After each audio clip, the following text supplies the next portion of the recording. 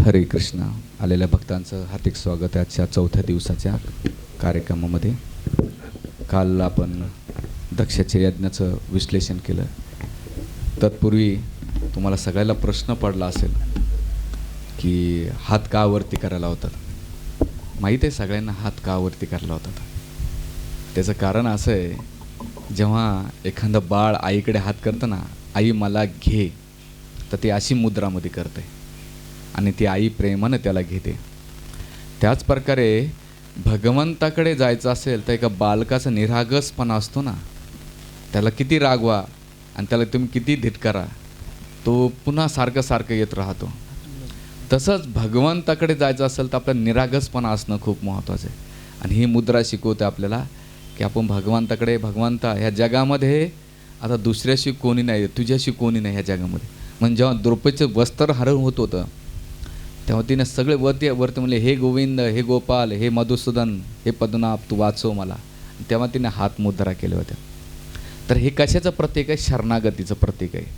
भगवंताच्या भक्तीमध्ये शरणागती असणं खूप महत्त्वाचं आहे. जोपर्यंत शरणागती नसेल, समर्पण नसेल आणि सेवा नसेल, तोपर्यंत भगवंत भेटणे अशक्य आहे.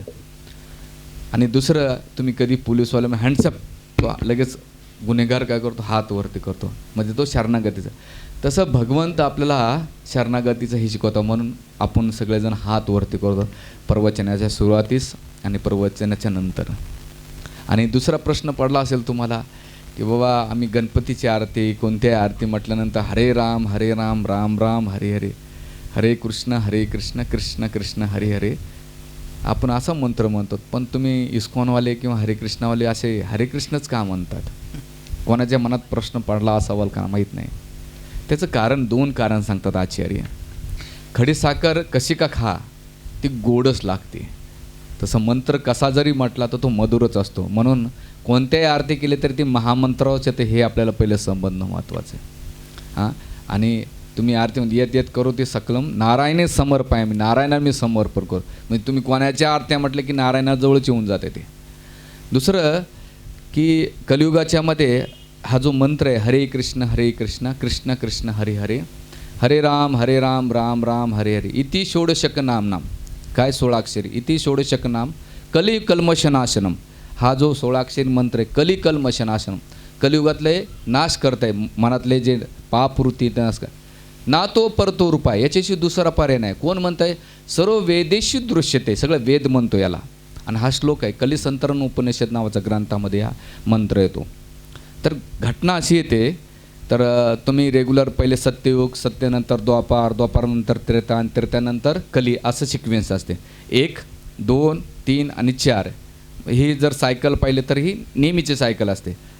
याच्यामध्ये काय झालं की भगवंत द्वापारयुगामध्येच कृष्ण अवतार घेतात आणि त्रेतायुगामध्येच रामचंद्राचा अवतार घेतात. यांच्या अवतारामध्ये फिक्स असतात द्वापारयुगामध्ये.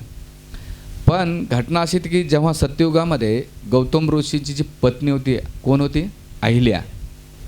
जेव्हा तिने इंद्राचं ते सोबत जे संग केला आणि त्याचा दुष्परिणाम जेव्हा हे त्याच्या पतीला गौतम ऋषीला कळालं, ते म्हणजे की तुला हे माहीत असताना सुद्धा तू इंद्राचा संग केला, तुझं हृदय कसं झालं? कठोर झाले एका दगडाप्रमाणे, तू शिळा हो.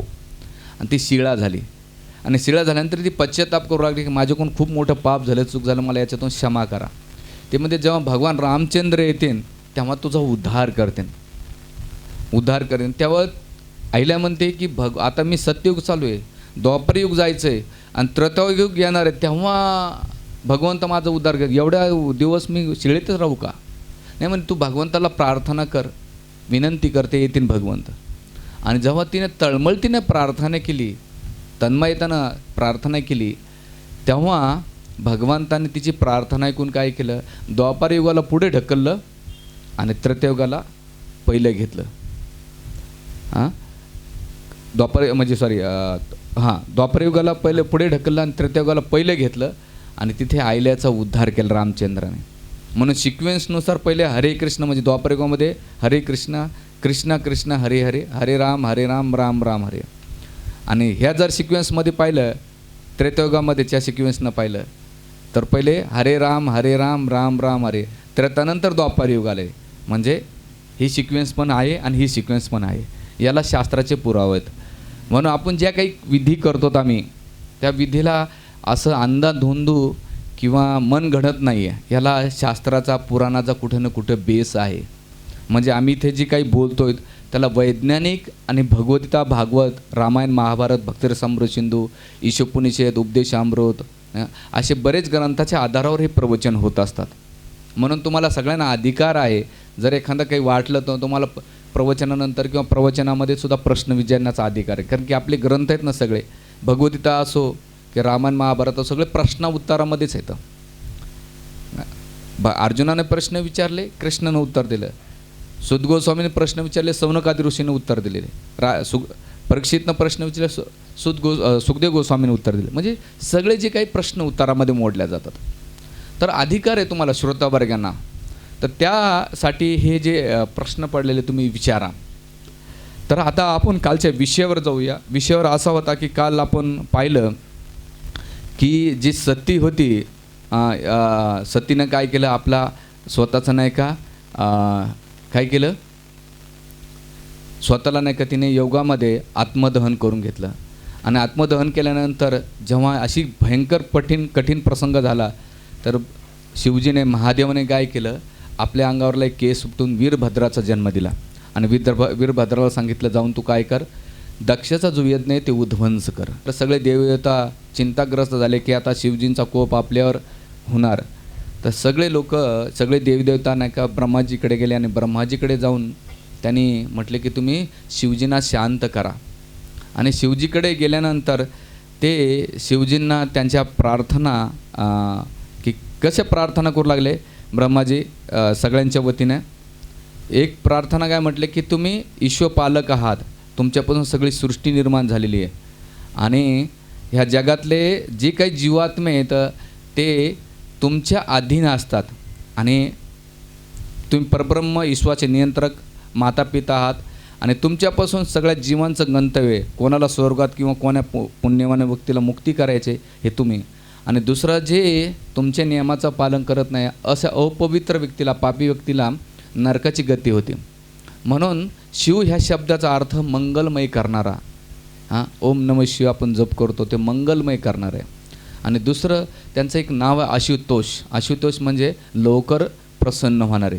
तर हे शिवजींचं केल्यानंतर, गुणगान केल्यानंतर शिवजी प्रसन्न होतात तेवढ्या गुणगानानं. आणि गुणगान झाल्यानंतर ते आश्वासन देतात की ब्रह्मदेव, तुम्ही ज्या विनंत्या केल्यात मला, मी त्या सगळ्या मान्य करतो. काय मान्य करतो की स्मित हास्य करताना सगळ्या ज्या काही विनंती होत्या ब्रह्माजीच्या मान्य केल्यानंतर ते म्हणतात की माझा शिक्षा देण्याचा हेतू एकमेव होता. कारण जे देवदेवता आणि दक्ष जो होता अहंकाराने कसा झाला होता, चूर झाला होता. आणि तो अहंकार त्याचा कमी व्हावा आणि त्याला शिक्षेचा हाच हेतू होता. त्याच्या जीवनात त्याने सुधारणा करावी आणि त्यामुळे त्यांनी ती शिक्षा दिली. आणि दिल्यानंतर पुढे दक्षाला नाही का बकऱ्याचं तोंड दिलं. आणि बकऱ्याचं तोंड दिल्यानंतर जे भग होता ते जे शिवजीला असलं होतं आणि वीरभद्राने त्याचे काय जर दात तोडले होते, डोळे फोडले होते. तर मित्रदेवाच्या डोळ्याद्वारे नाही का भग पाहू शकेल असं त्याने दिलं. जो पूस होता त्याच्या पूसाचे दात तोडले होते, पूस देवता. तर शिवजीने त्याला सांगितलं, त्याचा जो शिष्य आहे अष्टवा दक्ष, त्याच्याद्वारे नाही का जर सत्तू असतो ना आपल्याकडे सत्तू, तो सत्तू पिण्यासाठी तुला सांगितलं की आता याच्यापुढे तुला दात नाही तर तू काय कर, सत्तू पित राहा. म्हणजे ज्याला दात नसेल आणि त्याला चांगलं राहायचं असेल तर सत्तू पिला पाहिजे. आपण लहान लेकरांच पाचतो पण सगळ्यांसाठी ते उपयोगात आहे. तर मग सगळ्या देवीदेवतांना आपले अवय प्राप्त होतात आणि झाल्यानंतर पुरोहित, इतरांना अश्विनी कुमार, सगळ्यांना आपल्या आपल्या जे भृगु मुनी आहेत त्या भृगु मुनीला बकऱ्याचे ज्या मिश्या आहेत त्या प्रदान केल्या. आणि केल्यानंतर जेव्हा पुन्हा यज्ञाला सुरुवात झाली, दक्षाला जेव्हा मस्तक दिल्यानंतर, तर त्यावेळेस जसं यज्ञ झाल्यानंतर त्या ब्राह्मण नाही का ते यज्ञस्थळी चांगल्या सुंदर सुंदर आहुती अर्पण करू लागले. साक्षात भगवान विष्णू प्रगट झाले. आणि प्रगट झाल्यानंतर, अवतरी झाल्यानंतर त्यांच्या जो गरुड होते त्या गरुडाच्या पंखातून सामवेदाचे ध्वनी ऐकूत होता गरुडजीच्या. आणि सामवेदाद्वारे तिथलं जे वातावरण होतं आणखीन प्रभावित झालं. तुम्हाला फोटोमध्ये दिसत असेल. तर एवढं झाल्यानंतर तर त्यावेळेस शिवजी प्रसन्न झाल्यानंतर भगवान विष्णू प्रसन्न झाल्यानंतर दक्षाला म्हणतात, अरे दक्षाला मार्गदर्शन करता. तर त्यामुळे ते म्हणतात की हे दक्ष, आमच्या तिघामध्ये अंतर करू नकोस, आणि जो आमच्यामध्ये तिघामध्ये अंतर करतो हे अभेद्य आमचं दर्शन. त्यामुळे पुढील जन्मामध्ये शिवजी त्याच्या प्रसन्न होतात आणि त्याला वरदान देतात की तू आता कर्ममिश्रित भक्त होता. जी तामसिक भक्ती होती, तामसिक भक्ती कशाचं होतं, तामसिक की त्याला प्रतिष्ठेची, मान सन्मानाची अपेक्षा, त्याला तामसिक भक्तीचं वर्णन केलं. आणि ते केल्यानंतर पुढे ते वरदान ब्रह्माजी आणि शिवजीची पूजा करतात. भगवान विष्णूनंतर ब्रह्माजीची आणि शिवजीची उपासना केल्यानंतर दक्ष स्नान करतात आणि सगळे देवीदेवता आपल्या धामात निघून जातात. निघून गेल्यानंतर जी सती होती ती हिमालयाची पुत्री आणि मेनकेच्या पोटी जन्म घेऊन पुन्हा ती शिवजींच्या पत्नी म्हणून, पार्वती म्हणून तिचा स्वीकार केला जातो. तर असं ह्या लीलेचा भक्तिभावना कोणी श्रवण कीर्तन करतो तो सर्व पापातून मुक्त होतो. ह्या कथेची फलश्रुती. गोपाल कृष्ण भगवान की जय. पण याच्यामध्ये एक गोष्ट सांगायची काल राहून गेली मला वेळेच्या याच्यामध्ये. सतीनं असं का देहत्याग केला आहे, तिला असा प्रसंग का यावा लागला, त्याचं पार्श्वभूमी रामायणाशी कनेक्ट केलेलं आहे. तुलसीदासजी आपल्या रामचरित्र मानसामध्ये याचा प्रसंगाचं वर्णन करतात. जेव्हा भगवान रामचंद्र दंडकारण्यामध्ये सीतेच्या शोधामध्ये फिरू लागले, हे सीते वृक्षांना विचारू लागले, पशुपक्षींना विचारू लागले, जमिना सर्वांना विचारलं की माझी सीता पाहिली का, माझी सीता पाहिली का. आणि हे दृश्य शिव आणि पार्वतीनं पाहिलं तर शिवजीनं त्यांना साक्षात दंडवत केला की भगवंताच्या लीला किती आघात आहेत. भगवंत लीला जरी करतात पण त्या नाटक न वाटता की प्रत्यक्षात ते आपल्या त्या रोलमध्ये निभावतात. आणि भगवंत किती सुंदर लीला करतात, त्या लीला पाहून ते एकदम मोहित होतात. त्यावेळेस पार्वती म्हटली की भगवंत कसं काय होऊ शकतं, की साधारण पुरुषासारखं एखादा साधारण पुरुष एका स्त्रीचा कसा शोध घेतो तसं भगवान रामचंद्र सीतेचा शोध घेत आहेत, मी परीक्षा करते. आणि महादेवानं सांगितलं तुम्ही तिची भगवंताची परीक्षा नका घेऊ. सती म्हणली नाही मला घ्यायचं, म्हणजे हरकत नाही. आणि मग ही सती सीतेच्या रूपामध्ये नाही का दंडकारण्यामध्ये घेऊ लागले आणि आजूबाजूला फिरू लागले आणि भगवंत बघायचे, हे सीते हे सीते हे सीते, आणि भगवंत बघायचे सोडून द्यायचे. आणि बऱ्याच वेळ झाल्यानंतर पार्वती सतीनं पाहिलं की कदाचित माझ्याकडे पत नाही म्हणून डायरेक्ट उभे राहिली समोर. आणि जसं समोर उभा राहिली सती सीताच्या रूपामध्ये, त्यांनी माती भावानी भगवंत महादेव कुठे आहेत तुमच्यासोबत, दंडवत केला सारखा. आणि तिला वाटलं अरे रे माझ्याकडून काय झालं, चूक झाली. आणि चूक झाल्यामुळे तिथे भगवंताची क्षमा याचना करते आणि पुन्हा जाते. आणि महादेवाला हे सगळं करतं पण गप राहतात. कसं असतं, काही चुका माफ करायच्या असतात घरामध्ये, काही निग्लेक्ट केलं तर खूप चांगलं असतं. सारखं सारखं इंटरफेअर केलं ना मग प्रॉब्लेम चालू होतात. तसं महादेवानं पण तेवढी हे दाखवलं. आणि दाखवल्यानंतर ते म्हटले काय झालं, परीक्षा पाहिली का, नाही नाही म्हटली परीक्षाने दर्शन घेऊन आले. पण हे सगळं कळालं होतं. त्या दिवसापासून महादेव सतीला दुर्लक्ष करू लागले. आणि दुर्लक्ष करत असताना सतीला जाणवलं की भगवंत मला माझे जे स्वामी ते दुर्लक्ष करू लागले. आणि असं बरेच दिवस झाल्यानंतर तिला हे निमित्त कारण भेटलं, कोणतं, सतीचं, आपलं दक्षाचं, प्रजापतीचं. आणि त्या दक्षाच्या याच्यामध्ये म्हटलं की जर महादेव जर माझ्यावर प्रेम करीत असेल, मला दुर्लक्ष करीत असेल, तर या शरीराचा उपयोग काय. आणि दुसरं दक्षामुळे पण मला ही वेदना भोगावं लागले, नवऱ्यामुळे पण भेटते आणि पित्यामुळे पण भेटते, मग जगण्यात काय अर्थ. म्हणून तिनं आपला नाही का देहाचा त्याग केला. त्यामुळे पुढे ती सती हिमालयाची पुत्री जन्माला, मेनकाच्या पोटी जन्माला, आणि मग पुन्हा कायमस्वरूपी पार्वती नाही का महादेवाची संगीने राहिलेली आहे. हिचं वर्णन ह्या ग्रंथामध्ये केलेले. आणि मग केल्यानंतर पुढे तामसिक भक्तीचं वर्णन केल्यानंतर जे कर्ममिश्रित भक्ताचं वर्णन केल्यानंतर आता सुखदेव गोस्वामी राजा परीक्षितला ध्रुवाचं चरित्र वर्णन करतात. ध्रुवाच्या चरित्रामध्ये रजगुणी भक्ती कशी असते, पण त्याच्यामुळे पहिले ब्रह्माजीने ही सृष्टी निर्माण केली आणि त्या सृष्टीमध्ये अधर्माची जी वंशावळी आहे त्याचं वर्णन करतात की ब्रह्मदेवाने अनेक पुत्रांना किती पुत्र जन्म दिले. पहिले चतुर्सकुमार नंतर महादेव, महानंतर स्वयंभू मनू, आणि स्वयंभू मनूच्या 3 कन्या. 3 कन्याच्या पहिले आपल्या 2 कन्याचा आपण चर्चा केली. कोणत्या, तिन्ही, एक म्हणजे देवहूती आणि कर्दमुनी, त्याच्यानंतर आकुती आणि दक्षिणा याच्या पोटी यज्ञ, त्यांचं कथाचं वंशावळीचं वर्णन केलं. आणि तिसरं आपलं सुक्षांना आपला आकुती आणि दक्षाच्या कथेचं वर्णन केल्यानंतर आता उत्तमपाद हे त्यांचं चौथं अपत्य होतं चौथं अपत्याचं वर्णन करतात. पण त्याच्या पहिल्या अधर्माची वंशावळ म्हणतात की अधर्म कसा झाला आहे की अधर्माचं पहिलं लक्षण म्हणजे सारखं सारखं खोटं बोलणं, असत्यता कशामुळे निर्माण होते? धोका देणे, दुसऱ्याला फसवणे. आणि ते फसवण्याचं कारण काय? लोभ. आणि त्या लोभासाठी चातुर्य. बघा, जे लोभी व्यक्ती असतात ते खूप चतुर असतात, कोणाला कसं काढायचं ते असतात. आणि त्या चातुर्यामध्ये कधी क्रोध, कधी मात्सर्य, कधी ईर्ष्या, कधी द्वेष हे निर्माण होतो. आणि मग त्याच्यासाठी तो काय करतो? कठीण कलियुगामध्ये कठोर शब्दाचा उपयोग करतो. आणि या कठोर शब्दामुळे हळूहळू मृत्यू आणि भय प्राप्त होते. आणि त्याची अवस्था दुर्धर यातना किंवा नरक यातना भोगावं लागते. तर ह्या अधर्माची वंशावळ आहे. म्हणून आपल्या जीवनामध्ये अधर्माची वंशावळ बाजूला ठेवली पाहिजे, हे प्रत्येकानं ध्यानात ठेवणं. याची फलश्रुती आहे, जो कोणी 3 वेळा ह्या अधर्माची वंशावळ श्रवण करतो त्याला करुणा प्राप्त होते आणि त्याची सर्व पापं नष्ट होतात. हे त्याची फलश्रुती. गोपाल कृष्ण भगवान की जय. तर आपण कथेमध्ये आल्यानंतर आपल्याला ह्या वंशावळीपासून आपण वाचण्याचा प्रयत्न केला पाहिजे. आणि मग केल्यानंतर जेव्हा उत्तमपाद महाराजांची कथा सांगण्यास सुरुवात करतात सुखदेव गोस्वामी, ते म्हणतात की पादराजाला 2 पत्न्या होत्या. एकीचं नाव होतं सुरुची आणि दुसरीचं नाव सुनीती. राजा उत्तमपादला सुरुची खूप आवडायची. ती त्याची लाडकी आणि प्रियशी असायचं आणि तिचं सर्वात जास्त लक्ष त्या सुरुचीवर असायचं. आणि लक्ष असल्यामुळं, ज्या पत्नीचं प्रिय असल्यामुळं, तिचा मुलगा जो होता उत्तमपाद त्याच्याप्रती पण त्याचं विशेष प्रेम होतं. दुसरी जी पत्नी होती सुनीता, सुनीतीच्या पोटी ध्रुवाचा जन्म झाला. पण सुनीता ही न आवडती किंवा ती अप्रिय असलेली पत्नी होती. असल्यामुळे एक दिवस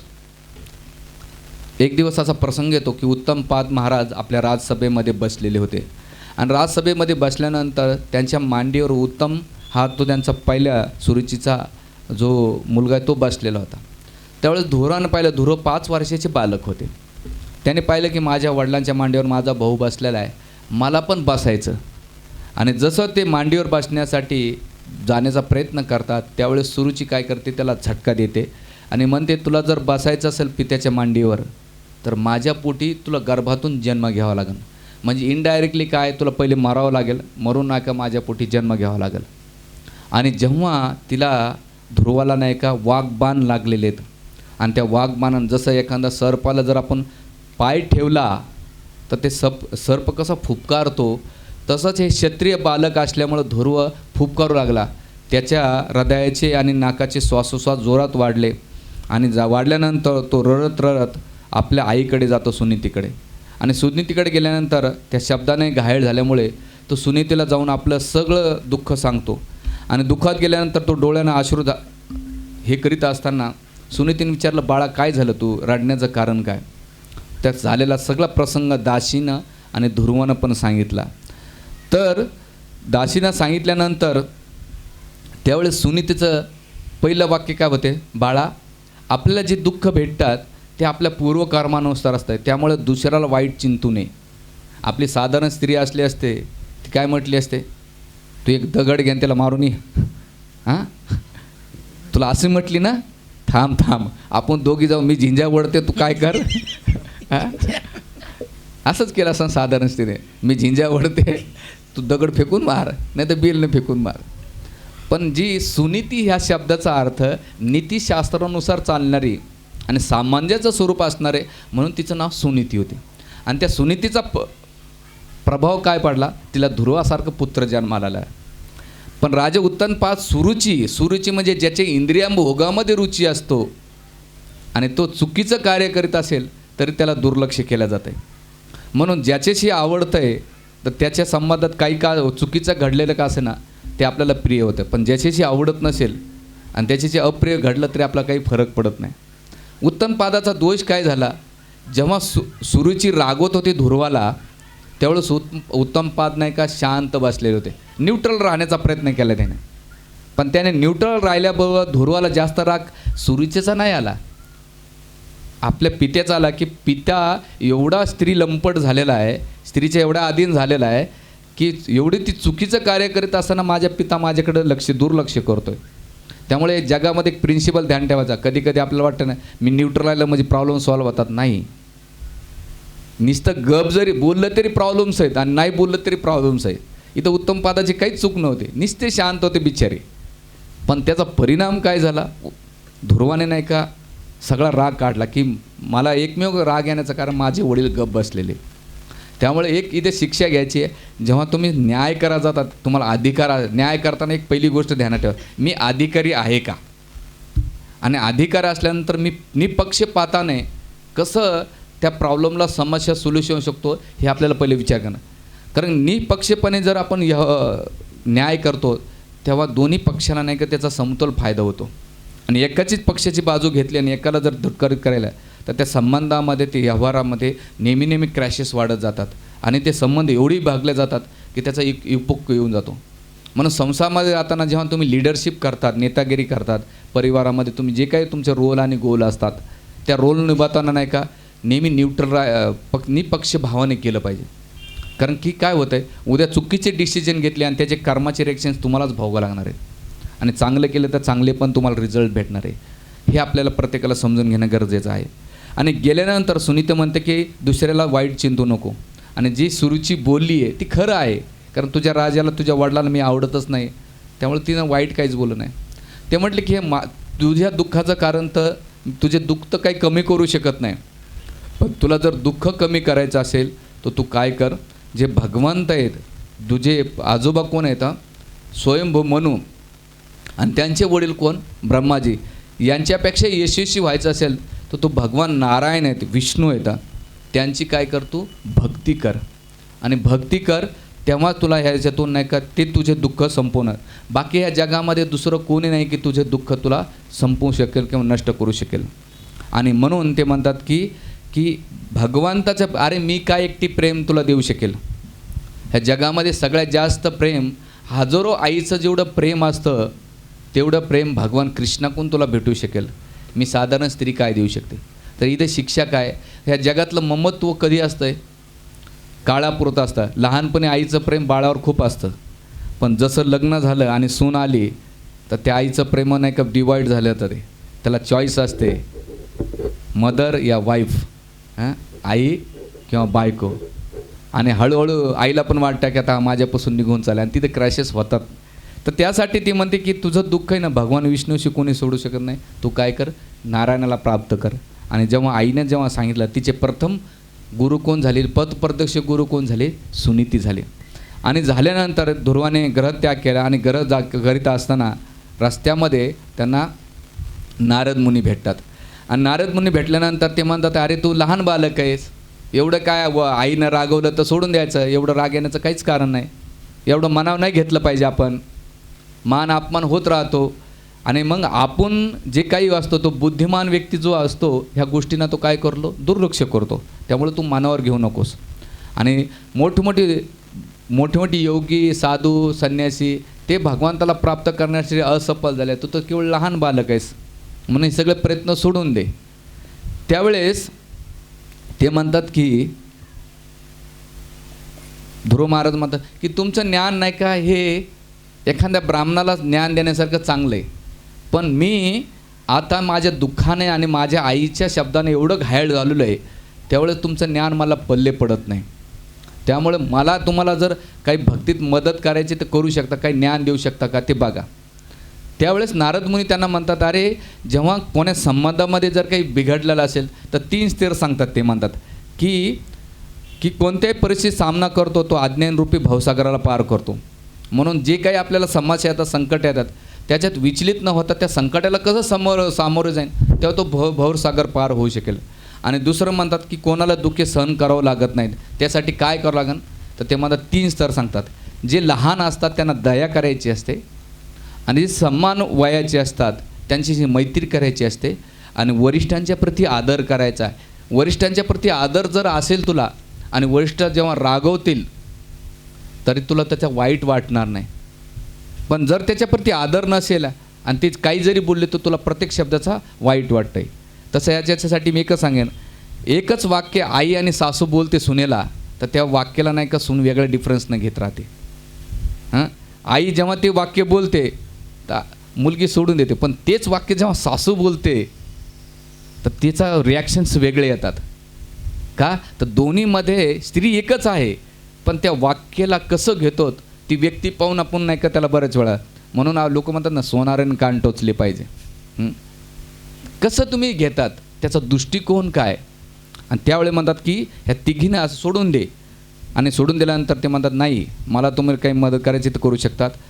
तर त्यावेळेस नारद मुनी त्यांना ते म्हणतात की तुला एकच सल्ला देतो की भगवंताला प्राप्त करायचं असेल तर वासुदेवाची भक्ती कर, आणि वासुदेवाची भक्ती केल्यानंतर हा मार्ग अष्टांग योगाचा साधना कर. आणि यासाठी तू काय कर, यमुनाच्या तीरी मधुवन आहे, मधुवन. आज बी तुम्ही वृंदावनला कधी गेलात, तुम्ही गेलेत का कोणी वृंदावनला? किती लोक गेले हातवरती करा बस. अरे इथं 50 क्रॉस भरपूर लोक आहे, जाऊन या वृंदावनला. ते म्हणतात महाराज वेळ कुठे, वेळ आज तो काढावा लागतंय. हॉस्पिटलमध्ये ॲडमिट झालात तर 8 दिवस तर आरामशीर घालणार. तुमच्याबरोबर नाही का 4 लोक, एक जण झोपायला तिथे, घरी 2 जण परेशान, वरतून डॉक्टर किती बिल काढतो माहीत नाही. पण यात्रेला जायचं असेल तर किती माणूस कारणं काढतं. अरे तुम्हाला वाटतं की मी जर गेलं ना घरच बंद पडतं, काही फरक पडत नाही, जाऊन तर बघा. तुम्ही हॉस्पिटलमध्ये राहिले घरचे उपाशी मारतात का? आज काकू काका नाही हॉस्पिटल, मी 8 दिवस जेवणार नाही, उलटं दाबून मारतात, आपण नवीन नवीन आयटम खाऊ, जाऊ दे तिकडं ते काही लोकांची स्थिती आहे. म्हणून आमच्याकडे काही भक्त मातेची खूप गरीब माताची ती काय करते, रोजचे 20 रुपये टाकते, 20 रुपये 50 रुपये त्या भाजीपाल्यातून जे काय ते वर्षभरात त्याचे 8-9-10 हजार रुपये जमा होतात त्याच्या. आणि दरवर्षी यात्रेला येते ती. यात्रा एकच चुकवत नाही. पैशाचा एवढा म्हणजे काय म्हणतात खूप काटकसर पाहिली मी त्या परिवारामध्ये. पण ती माताची एक सुद्धा यात्रा कॉम्प्रोमाइज करत नाही. ती म्हणजे प्रभू जोपर्यंत शरीर चांगलं ना तोपर्यंत यात्रा आहे. म्हातारपणी काय आहे यात्रेमध्ये, डोळ्यानं काय, मी जाताना काय घेऊन जाऊ शकणार, माझं घर नाही, माझी गाडी नाही, माझे मुलं माझे सुना काय मला काही देणार पण नाही. पण मी जी काही तीर्थयात्रा केली ॲटलिस्ट माझ्या डोळ्यानं माझ्या पायाला तेवढं जीवनाचा सार्थक तरी होईल. आणि ते केलं पाहिजे. असं कुठेही जा पण जाऊन या भगवंताच्या धामाला. महाराष्ट्रात फिरू नका, वृंदावनला जा, पंढरपूरला जा, त्याच्यानंतर जगन्नाथपुरीला जा, दक्षिण भारतामध्ये श्रीरंगम आहे, कांचीपुरम आहे, गुरुवायूर आहे, बद्रीनाथ, केदारनाथ. भारतामध्ये तुम्ही महिनाभर फिरत राहिले एकेका स्टेटमध्ये तरी जीवनभर तुम्हाला पाहणं होणार नाही. जीवनाचे सार्थक करा. जाताना नक्कीच विचारायचं, एवढं जरी आपण जमा केलं आहे माझ्यासोबत काय येणार आहे, एवढं ठरवलं ना आपल्याला कळलं. आपला उद्देश क्लिअर असेल ना संसारामध्ये तर आपण इकडे तिकडे लक्ष देणार नाही. आपला उद्देश क्लिअर नसल्यामुळे इथं तोंड घाल, तिथं लक्ष घाल, हे कर ते कर. त्यामुळे विषय डायव्हर्ट होत चालला आहे. पण सांगायचं तात्पर्य की जाऊन या नाही. आणि आता काल परवा दिवशी आमच्याकडे दोन माताजी तिघीजणी गेल्या, इथून मंगला एक्सप्रेस पकडली, तिथे गेल्यानंतर अग्रेशन भवनमध्ये राहिल्या 8-5-7 दिवस सगळं वृंदावन धाम फिरून आल्या. दरवर्षी ते जातात, त्यांचं वय 55 असेल आणि मस्त तिथं बिना कांदा लसणाचे जेवण भेटते, जप करतात, सकाळी मंगला आरती अटेंड करतात, फिरून येतात. जेव्हा वाटलं ते म्हणतात आज घराची ज्या दिवशी लग्न झालं त्या दिवशी घराची मालकीन आली प्रभूची, चाबी नाही दिली पण म्हटली ती खरी मालकीन आलेली, पण प्रभू माझं आहेच काय, बोलले ठीक आहे जाऊन या आई. आणि गेले की मग जाऊन येतात, ब्रह्मचर्यती हे ते आहे तोवरपर्यंत फिरून या, जीवनाची सफलता करून घ्या. तर त्यासाठी ते यमुनाच्या काठी गेले. आणि तिथे गेल्यानंतर तिथे त्याने साधनेचा जो विधी सांगितला नारद मुनीने, ते म्हटले की आता तू काय कर, ध्यानाची फलश्रुती म्हणजे भौतिक जंजाळातून मुक्तता हो. पहिले तुला जर ध्यान करायचं असेल तर इंद्रिय वासना, इंद्रियाचे जे विषय त्यांच्यातून नाही का तू अचलित मनाने नाही का त्या मुक्त होणं, भगवंताला एक ध्यान कर. आणि दुसरं जप कर, कोणता, ओम नमो भगवते वासुदेवाय, ह्या जप कर. आणि दुसरं त्याबरोबर यमुना आहे, त्या यमुनेमध्ये 3 टाईम काय करतो, स्नान कर. आणि स्नान करून भगवान जे विष्णू आहेत त्यांचं काय करतो, आज पूजा अर्चा कर. आणि पूजा अर्चा करताना काय वस्तू अर्पण कर, तर शुद्ध जल, शुद्ध जल अर्पण कर. आता शुद्ध जल म्हणजे काय, बिस्लरीचं पाणी शुद्ध जल असू शकतं पण पवित्र नसणार आहे. डिफरन्स कळाला तुम्हाला. बिस्लरीचं पाणी शुद्ध असू शकेल पण पवित्र नसणार आहे. पण गोदावरीचं पाणी जरी मलिन असेल मग ते पवित्र आहे. तर त्यामुळे ते पहिला शब्द काय वापरतात, पवित्र जल, शुद्ध जल वापर. आणि जे तुला तुझ्या भागामध्ये फल फूल जे असेल तू काय कर, आणि सगळ्यात महत्त्वाचं तुळशी अर्पण कर भगवंताला. आणि ती तुळशी अर्पण काय कर, भगवंताची पूजा कर. फुलं अर्पण कर आणि दुसरं तुझे मन नियंत्रित कर आणि शांत राहा. आणि दुसरं भगवंताच्या व्यक्तीची इच्छानुसार आशीर्वाद देते आणि तू काय कर मधुवनाकडे जा. आणि मधुवनाकडे गेल्यानंतर त्याने तपस्या सुरुवात केली. आणि तपस्या करीत असताना त्यावेळेस तपस्याला गेले असताना इथे नारद मुनी असता ते कोणाकडे जातं, उत्तम पादाकडे जातात. आणि उत्तम पादाकडे गेल्यानंतर उत्तम पाद नाही का अतिशय विलाप करतं की माझा छोटासा बालक हे राज्य सोडून गेला आहे आणि कदाचित असुरक्षित असेल की सुरक्षित नसेल याची ते चिंता करू लागले. आणि चिंता करीत असताना खेद करीत असताना ते म्हणले की मी बाईल वेडा झालो, निर्दयी झालो माझ्या बाळाच्या पोटी. म्हणून ज्या व्यक्तीचं हृदय कठोर असतं इंद्रिय भोगामुळे तो जगातल्या सगळ्या संबंधाला तिलांजली देत असतो. मला म्हणजे असे कितीतरी प्रसंग आहेत की माणूस कठोर होत्या संबंधामध्ये.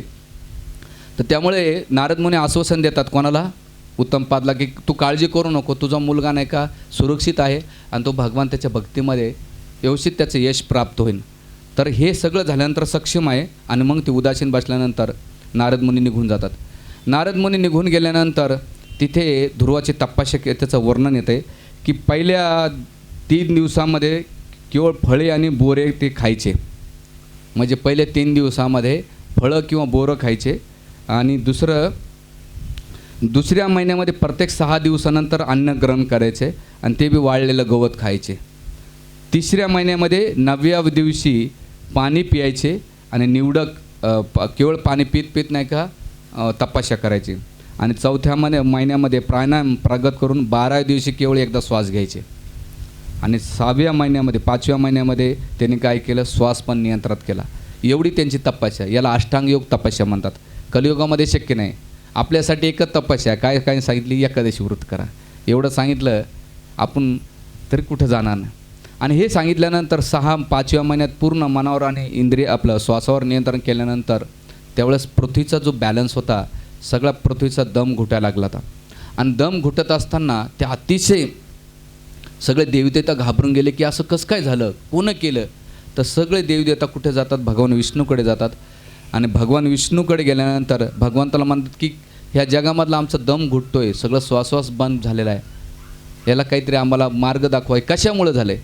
त्यावेळेस भगवंत म्हणतात की अरे हे जी ताकद आहे, ध्रुव आहे जो उत्तम पादचा पुत्र आहे, त्याने काय केलं, भगवान माझ्या भक्तीमध्ये एवढा संलग्न झालेला आहे, त्यामुळे ही शक्तीमुळे झालं, त्यामुळे घाबरू नका. आणि मग भगवंत लगेच प्रगट होतात.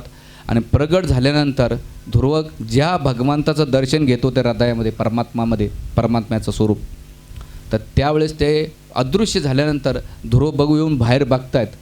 तर ध्रुव बाहेर येऊन जेव्हा बघतायत तर त्यावेळेस साक्षात ज्याचं दर्शन मी माझ्या हृदयामध्ये घेतलं आहे ते दर्शन मी साक्षात पुढे पाहतोय.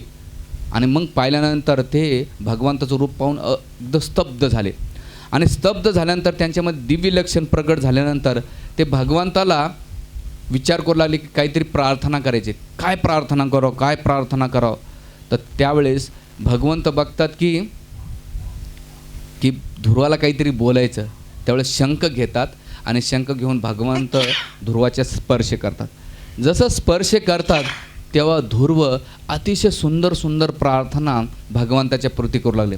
ते पहिली प्रार्थना करतात की हे भगवंता, तुम्ही इंद्रियाचे स्वामी आहात आणि प्रत्येक साधकांचं, प्रत्येक जीवात्वाचं कार्य आहे की त्यांनी सगळे इंद्रिय भगवत सेवेत लावलं पाहिजे. म्हणून भक्तिरसमृत सिंधूमध्ये एका श्लोक येतो, सर्वोपाधी विनिर्मुक्ता तत्पर्यंत निर्मळम ऋषिकेन ऋषिकेश सेवनम भक्ती उच्यते. सर्व उपाधी विनर, भौतिक जगामध्ये सर्व उपाधी ज्या जगामध्ये उपाधी धारलेल्या आहेत, मी स्त्री पुरुष आहे, मी मालक आहे, मी या जाती पंथाचा, या कुळाचा, मुळाचा, जे काही उपाधी त्या उपाधी त्या करा. सर्व उपाधी उपिदा निर्मूलम ऋषिकेन ऋषिकेश सेवनम भक्ती उच्यते. जे इंद्रियाचे स्वामी आहेत कोण, ऋषिकेश. आणि जे ऋषिकेश इंद्रिय आहेत ते भगवंताच्या सेवेत लावलं तर आपण मुक्त होऊ शकतो. म्हणून भगवंताला ते काय म्हणतात की तुम्ही सगळ्या इंद्रियांचे स्वामी आहेत आणि दुसरं तुम्ही परमपुरुष आहात आणि तुमच्यापासून विविध शक्ती आणि ईश्वर निर्माण झालेले आहे. आणि केवळ जे विद्वान लोक ते सांगतात की जीवाचं एकमेव आश्रय कोण आहे, तर जीवाची गती आश्रय स्थान आहे तुम्ही आहात, असं ध्रुव महाराज म्हणतात. पण जे सकाम कर्मी किंवा जे मूर्ख आहेत, भौतिक भोगामध्ये लिप्त आहेत, ते तुमच्या भक्तीकडे कधीच संलग्न होत नाहीत. म्हणून हे भगवंता, मला भक्ताचा संग द्या. तुम्हाला जर काही वरदान द्यायचं असेल तर मला भक्ताचा संग द्या. बघा आता साक्षात ज्याचं भगवंताचं दर्शन झालं आहे ते भगवंताकडे काय मागतात? भक्ताचा संग मागतात. आपण काय म्हटलं असतं? आपण लिस्ट काढली असते बाहेर. म्हणून मंदिरामध्ये घंटे का लावल्या जातात? घंटा वाजवलं की देवाला टेन्शन येऊन जातं, आता हा काय मागतो. कारण तुम्ही कधी हॉटेलमध्ये गेलं की घंटी वाजवतात आणि मग वेटर येतो आणि मग तिथं मेनू असतो आणि मग काढतात हे पाहिजे ते पाहिजे. तसं मंदिरामध्ये घंटा वाजवलं की देवाला कळतं की आता लिस्ट घेऊन आला, हे पाहिजे ते पाहिजे ते पाहिजे ते. अरे आपल्याला काय पाहिजे ते लिस्ट घेऊन जातो पण भगवंताला काय पाहिजे हे कधीच आपण विचार करत नाहीत. कधी विचार केला का की भगवंत तुला काय पाहिजे, मला काय पाहिजे म्हणून लिस्ट काढतो, घंटा त्याच्यासाठीच वाजवतो. म्हणून आमच्या हरेकृष्ण मंदिरामध्ये कुठेच घंटे लावत नाहीत. आमच्याकडे प्रोपातमध्ये एकच घंटा आहे, जीवाची घंटा त्याला, आणि त्या घंटातून एकच ध्वनी येतो, हरे कृष्णा हरे कृष्णा कृष्णा कृष्णा हरे हरे, हरे राम राम राम हरे हरे. ते म्हणतात की भगवंताचं नाव आलं पाहिजे आणि त्यासाठी ना अनुभव मानतात आणि दुसरं ते भगवंताला प्रार्थना करतात आणि म्हणतात की भगवंत तुम्ही ब्राह्मणांचे पालक आहेत आणि तुमच्यापासून तुम्ही अतिशय कृपळ होते. या जगामध्ये सगळ्यात जास्त कृपळ जो कोणी असेल तर तुम्ही आहेत. आणि हे प्रार्थना केल्यानंतर भगवंत अतिशय प्रसन्न होतात आणि म्हणतात की तू ज्या प्रार्थना केल्या त्या प्रार्थना मी अतिशय प्रसन्न झालो, संतुष्ट झालो आणि तुझं कल्याण हो. आणि आता तू काय कर, पुढे मी तुला असं वरदान देतो, ज्या कार्यासाठी तू तपस्या केली माझ्यासाठी, तर पुढील 36,000 वर्षे काय कर, राज्य कर. आणि हे राज्य केल्यानंतर, या भौतिक जगाचं राज्य केल्यानंतर तू त्यानंतर ध्रुवलोकाची प्राप्ती कर. आणि ध्रुवलोक कसं असं आढळ आहे, म्हणजे वैकुंठाचा एक भाग नाही त्यांनी काय केलं, ध्रुवाला देऊन टाकला. आणि मग भगवंत तिथून निघून गेल्यानंतर ध्रुव आपला जेव्हा घरी येतो, आपलं तिथे दुःखी होतात. ध्रुव का बरं दुःखी होता माहीत आहे? की म्हणतात की साक्षात मला भगवंत दिसले. विदुरजी प्रश्न विचारतात की ध्रुव काय एवढं दुःखी झाले, काय कारण आहे त्यांचं?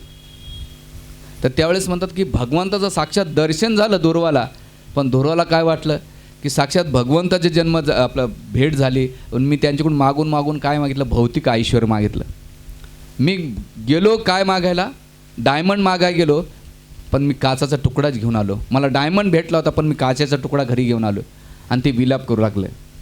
तसं एक म्हातारी वनामध्ये जात होते आणि मोळी कळते तुम्हाला, डोक्यावर लाकडाची मोळी, हां, ती घेऊन जात असताना कसे तरी थकत भागत गेली आणि तिची मोळी पडली. आणि पडल्यानंतर थकून भागून म्हणते, देवा मला मदतीला ये, कारण जंगलामध्ये कोणीच नव्हतं. आणि एवढी तळमळतीने प्रार्थना केली, दया केल्यानंतर भगवंत प्रगट झाले. म्हटले काय काय पाहिजे या तुला? ते म्हणले एक काम कर, ही मोळी लाकडाची ती माझ्या डोक्यावर ठेवून दे. आणि मग भगवंत दृश्य झाले. आजीनं मागितलं असतं भगवंत तुझ्यासोबत घेऊन जा, तर भगवंत घेऊन गेले असते, पण तिनं काय मागितलं, लाकडीची मोळी मागितली.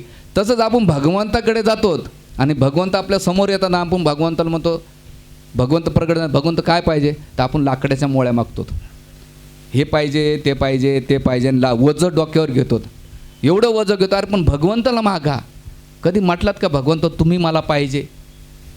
कधी अशी इच्छा होती का मनामध्ये की भगवंत तुम्ही मला पाहिजे? आपल्याला माहीत आहे आपल्याला लिस्ट असते भौतिक जगाची, पण भगवंताला आपण कधीच मागत नाही. तर त्यासाठी ते म्हणतात की मी क्षणभंगूर गोष्टी मागितल्या आणि माझं पतन कशामुळे झालं, माझ्या क्षणभंगूर इच्छामुळे झालं.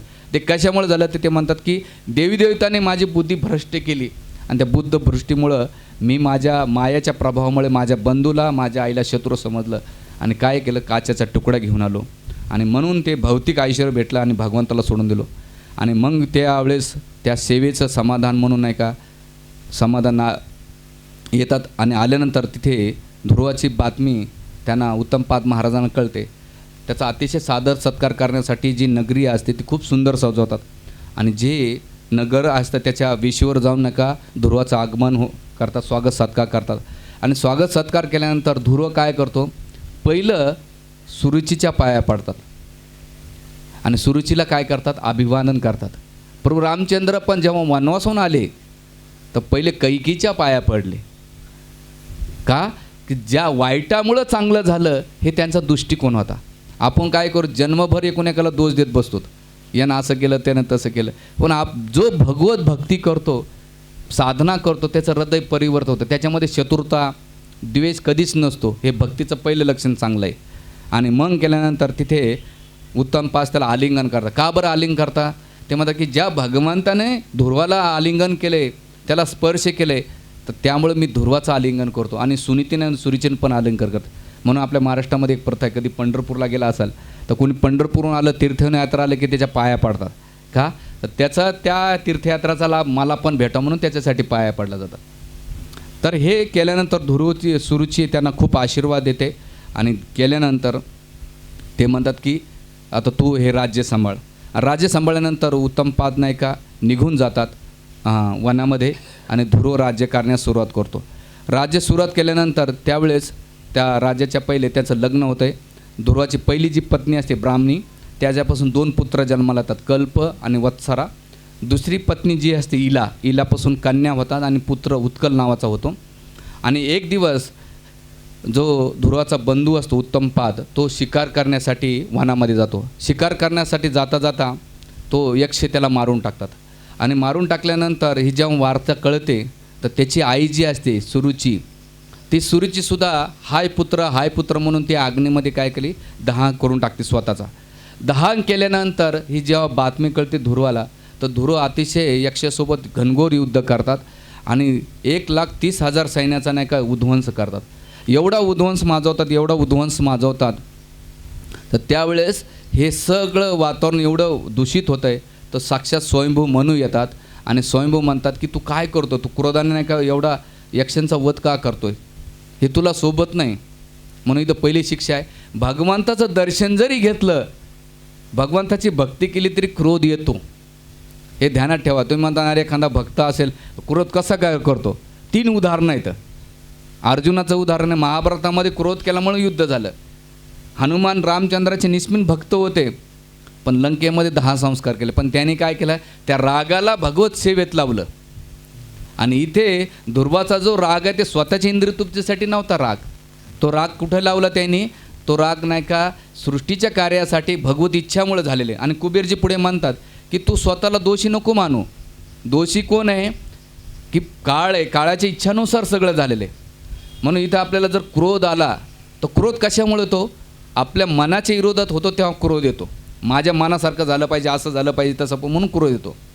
पण मनाच्या विरोधात ते सोडून द्यायचं. आणि क्रोधाचा फायदा करतो. तुम्हाला एक घटना सांगतो, कांदिवलीची मुंबईची घटना आहे. नवरा बायकोचे खूप भांडणं होते, खूप भयंकर. आणि 4थ्या मजल्यावर भांडण चालू होते.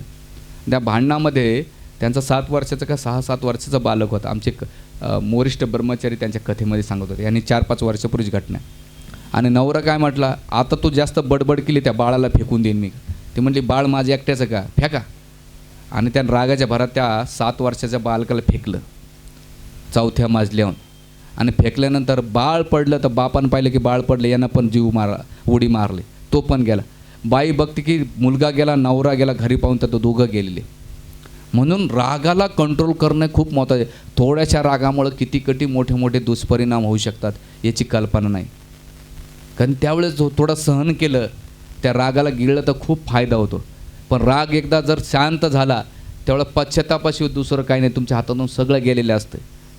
पण त्यावेळेस नशा असते ना, अहंकार एवढा मोठा असतो, तो मानाय तयार नसतो. माझ्या मनासारखंच झालं पाहिजे, असंच झालं पाहिजे, तसंच झालं. मी शिक्षा का देतो आज, मी कथा एवढ्या डिटेल्स का घेतो आहे? त्याचं एकमेव कारण आपल्या व्यवहारिक जीवनात ह्या घटना होतील त्यावेळेस आपण आपल्याला कसं नियंत्रित केलं पाहिजे. तर मी एकच गोष्ट केलेली आहे, जेव्हा कधी होते ना स्वतःला सहन करायचं. त्या परिस्थितीला नाही 2 घंटे 4 घंट्यानंतर ते बी शांत होईल, मी पण शांत होईल. आणि मग सगळं झालं की त्याला सांगायचं बाबा तू असं केलं असतं बरं झालं असतं, असं केलं असतं बरं होतं. हे समजून सांगितलं ना, ते वातावरण बी छान होतं आहे, संबंध पण मेंटेन राहतं. पण आपण काय करतो, भडास काढतो. एवढी भडास निघतं पण भडाचा परिणाम काय होतो, खूप वाईट होतो. आणि हे झाल्यानंतर त्या याच्यामध्ये आपलं मनू येतात आणि त्यांना खूप सल्ला देतात. आणि सल्ला दिल्यानंतर ते म्हणतात युद्ध थांबव. आणि मग कुबेरजी येतात आणि कुबेर आल्यानंतर ते म्हणतात की ध्रुव तू काही विचलित होऊ नको, हे जे काही होतं ते भगवान विष्णूंच्या काळाच्या गतीनं होतं. आणि सगळं झाल्यानंतर तिथे वरदान मागाय म्हणतात कुबेरला. तर त्यावेळेस ते म्हणतात एकच वरदान द्या. काय द्या? की मी नित्यनेमानं भगवान कृष्णाचं स्मरण करू शकेल, भगवान त्याशिवाय दुसरं मला कोणतंही स्मरण नको. असं वरदान दिल्यानंतर निघून जातात. आणि गेल्यानंतर ते 36,000 वर्ष त्याच्यामध्ये भरपूर त्यांनी यज्ञ केले, भगवत भक्तीमध्ये अख्खं त्यांचं जीवन भगवत सेवेमध्ये गेलं.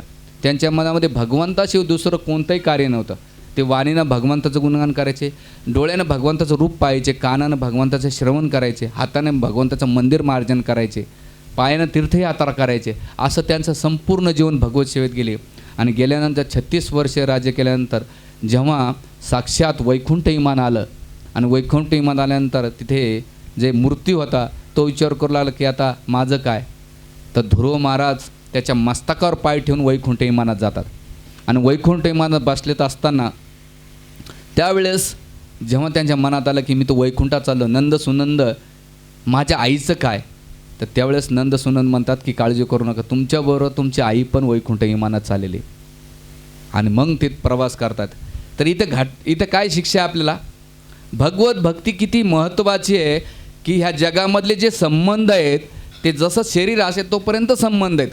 ज्या दिवशी तुमचे शरीर संबंध सुटलेले संपले की तुमचे कायमस्वरूपी तुमचे कोणतेही पुन्हा भेटीगाठी होत नाही. पण भगवत भक्ती किती महत्त्वाची की ते भगवत भक्तीमध्ये जर सगळे भक्त झाले भगवंताचे, ते संबंध इथे पण राहतात आणि मृत्यूनंतर ते संबंध शाश्वत वैकुंठ धामात राहतात. त्याचं उदाहरण ध्रुवानी कोण आहे, आपले सुनीती आहे. म्हणून आपले संबंध शाश्वत ठेवायचे असेल तर आपण स्वतः भक्ती करा आणि आपल्या संबंधित जेवढे लोक त्यांना भगवत भक्तीत लावा. कर्मकांडाच्या सकाम कर्माच्या बाकी वृत्त कैवल्याच्या मागं लागू नका हो. पण त्याच्यातून तुम्हाला भौतिक लाभ होऊ शकेल पण भगवंत नाही भेटणार. म्हणून भगवंत पाहिजे असेल तर तुम्हाला भक्तीच करावं लागेल. भक्ती कोणाची, देशभक्ती किंवा ह्या भक्ती नाही, भक्तीचे भरपूर पर्याय. भगवंताच्या प्रती प्रेम विकसित करणारे त्याला भक्ती म्हणतात. भक्ती म्हणजे सेवा. जसं प्रेम भक्तीचा अर्थ आहे सेवा करणे आणि सेवेमुळे प्रेम होते. एखादा नवरा बायको म्हटली अहो नवऱ्याला आय लव्ह यू, माझं तुमच्यावर खूप प्रेम आहे. पण तो काय नवरा काय म्हणतो, अगं मला 1 गिलास पाणी दे. नाही, अहो माझं तुमच्यावर खूप प्रेम आहे. तर प्रेम होईल का? हां, नाही होणार ना. तर ते जेव्हा ती काय करेन, सेवा करेल आणि सेवेमुळे काय होईल, प्रेम होईल. तसंच भगवंताच्या प्रती आपण जर सेवा केली तर त्या सेवेमुळं प्रेम होईल आणि प्रेमामुळं सेवा होऊ शकेल. अन्यथा दुसरा कोणताही मार्ग नाही. नुसतं नवरा बायकोला म्हटले मी तुमच्या खूप प्रेम करते आणि सेवा नाही करीत नसेल तर ते प्रेम नाही होणार. ती सेवेमुळं प्रेम होत राहणार आहे. तसं भगवंताची सेवा करा. आणि सेवा म्हणजे काय, भक्ती करणं, भगवंताच्या नामाचा जप करणं, ग्रंथाचं वाचन करणं, तीर्थयात्रा करणं, तुळशीची सेवा करणं. ह्या ज्या भक्तीच्या विधी दिले त्याचं श्रवण कीर्तन, विष्णू स्मरण, पादनम, अर्चनम, वंदनम, दास्यम, साख्यम, आत्मनिवेदन, ज्या नविध भक्ती दिले त्या करणं म्हणजे भक्ती आहे. आणि हे ते सांगितल्यानंतर संबंध ते कायम सुरू. म्हणून ह्या जगातले संबंध शाश्वत नाही ध्यान. आणि ते संबंध तुम्हाला वाटते ठेवा तर भक्ती करा आणि तुमच्या संबंधित मुलांना पण लावा. जेवढं तुम्ही मुलांना भक्ती लावता तेवढं तुमचा फायदा होईल. हाच इथं या प्रसंगातून शिकतो. आणि मग गेल्यानंतर तिथे याचा मोठमोठे केल्यानंतर ह्या कथेचं हे सांगतात, फलश्रुती सांगतात की जो कोणी ह्या कथेला प्रेमानं आणि यांना ऐकतो तो त्याच्यामध्ये भगवंताचे सद्गुण उत्पन्न होतात. आणि दुसरं भगवंताच्या प्रति प्रेम विकसित होऊन नाही का भगवत धामा जातो. गोपाल कृष्ण भगवान की जय. तर जेव्हा ध्रुव महाराज जेव्हा गेला तर त्यांच्या वंशामुळे पहिला जो पुत्र होता कोण होता, उत्कल, त्याला राज्यावर बसवता ना. उत्कलाच्या वंशावळीमध्ये अंग महाराज येतात. अंग महाराज अतिशय सद्गुणी आणि धार्मिक होते. आणि धार्मिक असल्यानंतर एक दिवस त्याने मोठा यज्ञ आयोजन केलं. यज्ञ आयोजन केल्यानंतर ते यज्ञामध्ये आहुती टाकत होते, भरपूर आहुती टाकत होते. पण देवदेवता जो आविर्भाग घ्यायला यायचे होते ती येत नव्हते. तर त्याने त्या ऋषींना प्रश्न विचारला की मी एवढा यज्ञ करतोय पण देवीदेवता का येत नाहीत, त्याचं कारण काय. तर त्यावेळेस ते म्हणतात की तुम्ही निपुत्रिक असल्यामुळे कदाचित तुमच्या नाही का देवीदेवता तुमच्या याच्यामध्ये आविर्भाग घ्यायला नाही. आणि मग ते म्हणतात की त्यासाठी पुत्रकामिष्टी यज्ञ करतात. आणि पुत्रकामिष्टीमध्ये जे पायसम असतं दूध भात ते नाही का आपली जी पत्नी असते कोण, सुनीतीला नाही का ते अर्पण करतात. आणि सुनीती ही कोण होती, मूर्तिदेवाची पुत्री असल्यामुळे ती खाते.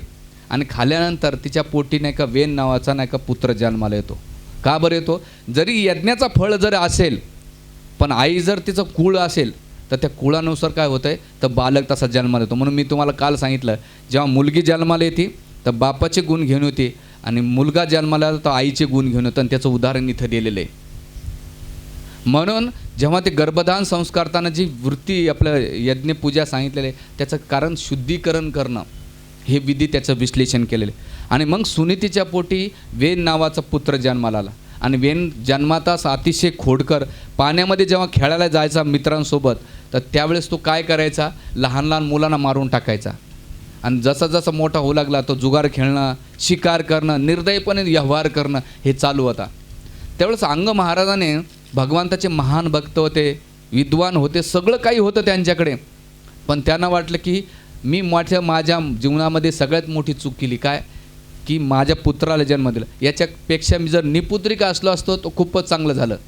पण ते पुन्हा आणखीन म्हणतात, जर चांगला पुत्र असला असता तर मी संसारामध्ये आसक्त झालो असतो, पण माझ्यासारखा नालायक पुत्र जन्माला, त्यामुळं मला संसाराची विरक्ती आली.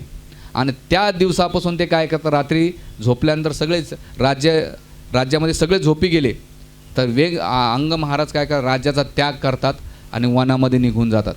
त्यामुळे आपल्या जीवनामध्ये कोणी वाईट व्यक्ती आला, पत्नी किंवा मुलगा किंवा नवरा, धन्यवाद म्हणा भगवंताला.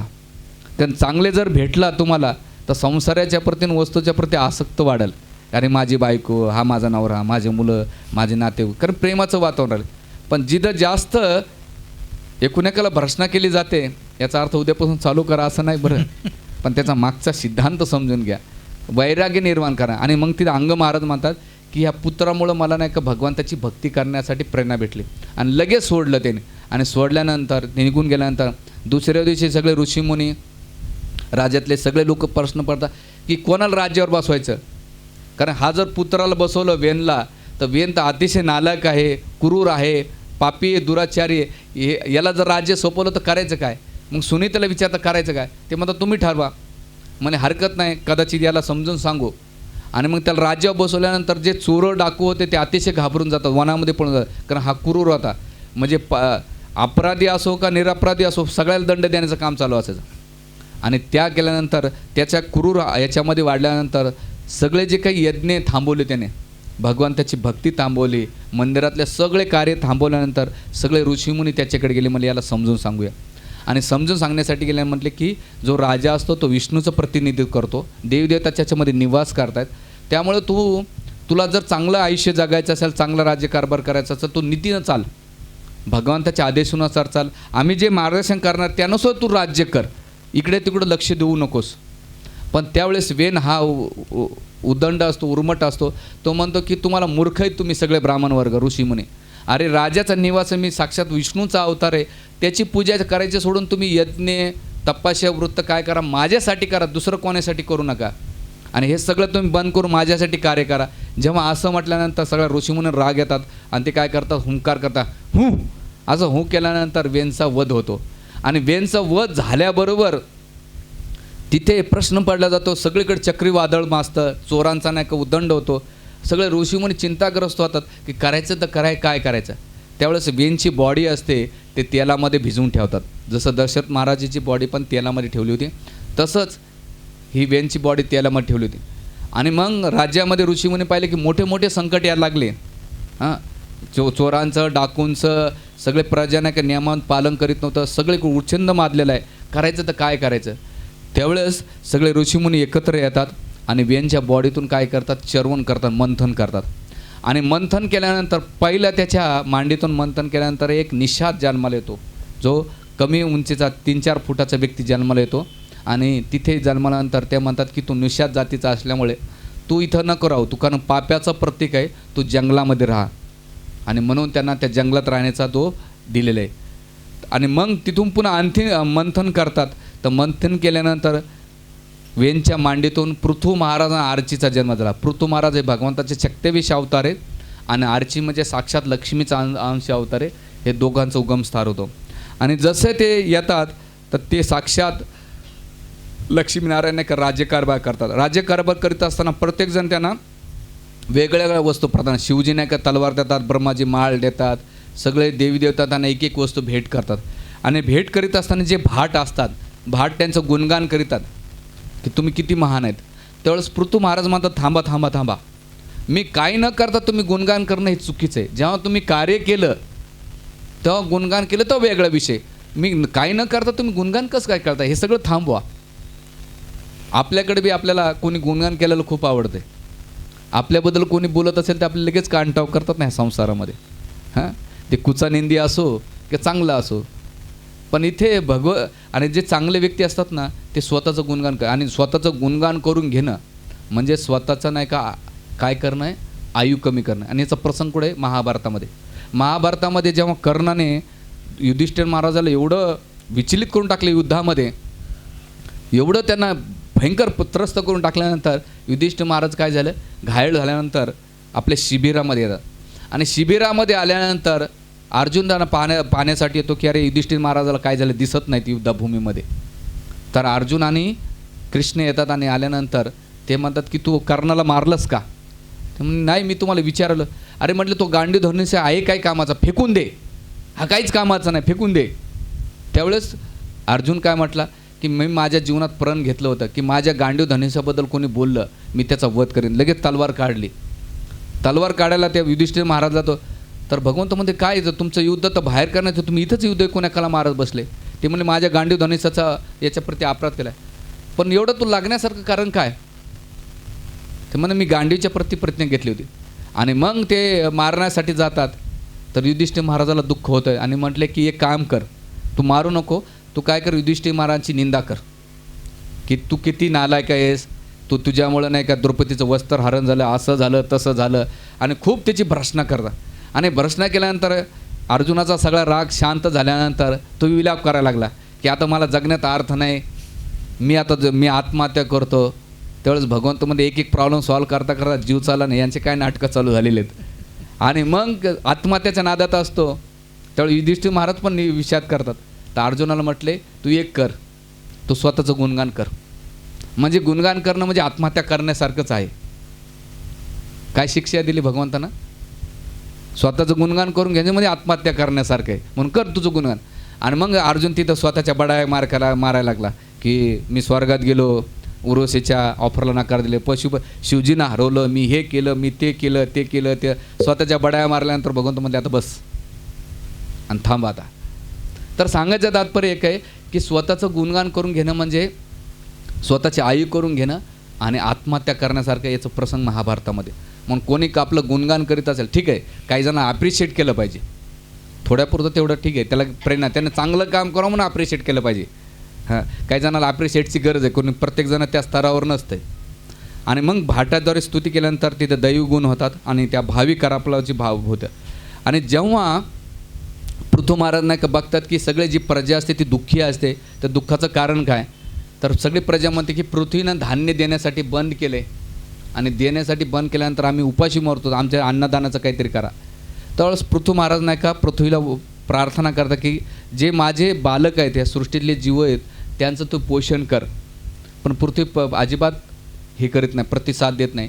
तर आपला धनुष्य बाण घेतात आणि पृथ्वीच्या मागे लागतात. जसं पृथ्वीच्या मागे लागतात ते गायीचं स्वरूप घेते आणि ती गाय म्हणून पळ लागतं, कदाचित गायीच्या. तर पृथ्वी महाराज म्हणतात तू जर गायीचं रूप जरी घेतलं मी तुला सोडणार नाही. आणि मग ती एवढी पळते, पृथ्वी महाराज मागे लागतात आणि गायी पुढे पळते. त्यावेळेस ती पुन्हा पृथ्वी महाराजाला शरणागत येते आणि शरणागत आल्यानंतर ते म्हणते की तुम्ही भगवंताचे साक्षात विष्णू स्वरूप आहात आणि तुमच्याकडून हे कृत्य कसं काय असं घडतं. त्यावेळेस पृथ्वी महाराज म्हणतात जरी मी विष्णूंचा भगवंताचा अवतार असलो तरी तू साक्षात धरणी असून माझे जे बालक आहेत, माझी सृष्टी आहे, प्रजा आहे, ती उपाशी मरते, त्याच्या खाण्यापिण्याचं तू काहीतरी नियोजन कर. तर त्यावेळेस ते म्हणतात की पाप लोकामुळे माझ्यातले जे मी बीज होते ते लपून ठेवले आणि आता ते जर तुम्हाला पाहिजे असेल अन्नधान्य तर तुम्ही काय करा, बछडे करा. आणि मग बछडे करण्यासाठी असुराने काय केलं, जे असुराचे बली महाराजांना बछडा केला आणि मदिरापान केला. इंद्राने देवतांचा हे केलं, तिथून त्यांनी काही वस्तू आपलं अमृतपान केलं. जे साप होते त्याने वासुकी त्यांचा करून नाही का त्यांचं खाद्य निर्माण केलं. तर प्रत्येकानं आपलं आपलं वासरू बनवलं आणि सृष्टीचं आपलं खाद्य आपलं प्राप्त केलं. आणि प्राप्त केल्यानंतर सगळी प्रजा संतुष्ट झाली. आणि मग त्यावेळेस सगळी प्रजा संतुष्ट झाल्यानंतर पृथ्वी महाराजांनी 100 यज्ञ अश्वमेध ठरवले. आणि 100 अश्वमेध केल्यानंतर त्या अश्वमेध यज्ञामध्ये नेहमी एक समस्या यायची. काय समस्या यायची की सगळ्या यज्ञामध्ये इंद्राला ईर्ष्या निर्माण झाली की 100 अश्वमेध यज्ञ केल्यानंतर हा काय होऊन कृतू होईल आणि कृतू झाल्यानंतर इंद्राचं पद याला प्राप्त होईल आणि इंद्राचं प्राप्त झाल्यानंतर माझं पद डळमळीत होईल. आणि म्हणून प्रत्येक वेळा जो अश्वाचा घोडा असायचा तो चोरून न्यायचा. बऱ्याच वेळा झाल्यानंतर अपहरण करायचा. तर त्यावेळेस इंद्राचा जे पृथ्वी महाराजाचा पुत्र होता विश्वजित, त्याला जाऊन सांगितलं की तू याचा बंदोबस्त कर. आणि मग दरवेळेस जायचा आणि तो घोडा त्यानं वापस आणायचा. असं प्रत्येक वेळा झाल्यानंतर 99 यज्ञ झाले त्यांचे. किती? 99 यज्ञ झाल्यानंतर त्यावेळेस ब्रह्माजी स्वतः येतात आणि भगवंत याला म्हणतात की तू 99 यज्ञ थांबव. तो पृथ्वी महाराज म्हणतात की माझा काही दोष नाही, माझं चूक नाही, तुम्ही इंद्राला रागवायच्या ऐवजी मला तुम्ही का रागवतात, माझा काय दोष आहे याच्यामध्ये, मी ते यज्ञ करतोय. तर त्यावेळेस ब्रह्माजी म्हणतात की भगवंताची इच्छा आहे की तू 99 यज्ञ करावं. आणि इंद्र तो सकाम कर्म असल्यामुळे, मूड असल्यामुळे त्याच्यानं हे न करता मी तू समजदार आहे म्हणून तुला सांगतोय.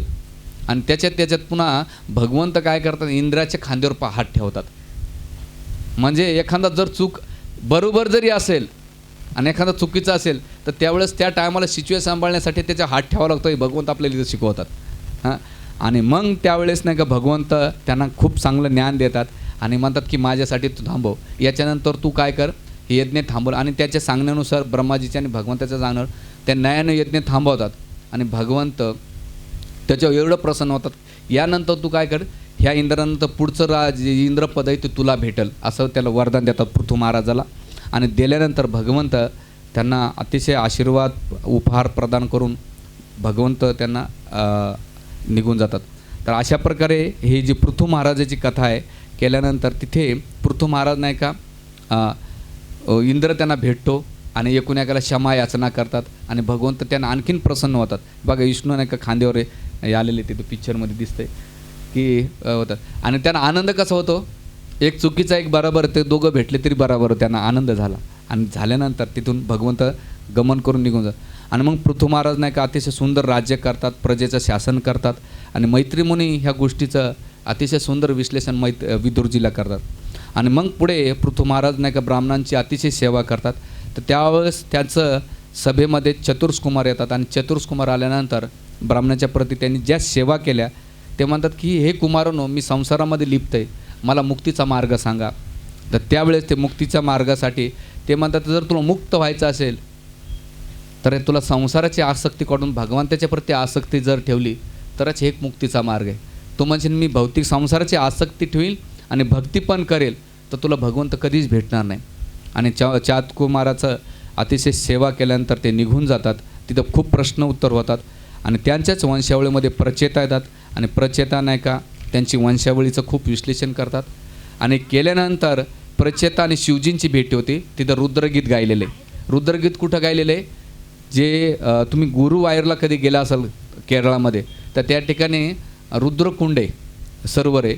तर त्या ठिकाणी रुद्रगीत गायलं आणि त्या रुद्रगीताचं कोणी वाचन केलं तर साक्षात नाही का भगवान विष्णू पण प्रसन्न होतात आणि शिवजी स्वतः साक्षात भगवान विष्णूचं कसं गुणगान करतात त्या रुद्रगीतामध्ये विश्लेषण केलं. आणि याची फलश्रुती सांगितलेली आहे, जो कोणी यानं प्रेमानं आनंदाने नित्यनेमान रुद्रगीताचं गायन करतो त्याला भगवंताची भक्ती, आशीर्वाद आणि प्रेम प्राप्त होतं. त्याचं वर्णन केलेलं. गोपाल कृष्ण भगवान की जय.